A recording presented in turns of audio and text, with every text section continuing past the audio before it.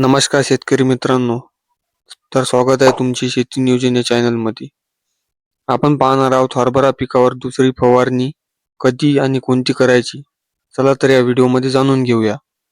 तर ही फवारणी करत असताना हरभरा पीक साधारणतः 40 ते 45 दिवसाचे झाल्यानंतर करायचे आहे.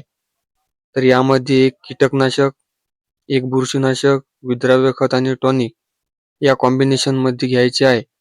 तर यामध्ये घेत असताना अळीच्या नियंत्रणासाठी इमामॅक्टिन बेंझोइट हे घटक असलेले कोणतेही अळीनाशक तुम्ही वापरू शकता. याचे वापरण्याचे प्रमाण 10 ग्राम प्रति 15 लिटर पंपासाठी तुम्ही घेऊ शकता. सोबत बुरशीनाशकामध्ये हेक्झाकोनाझोल 5% हे असलेले किंवा नेटिव्ह यांसारखे बुरशीनाशक तुम्ही घेऊ शकता.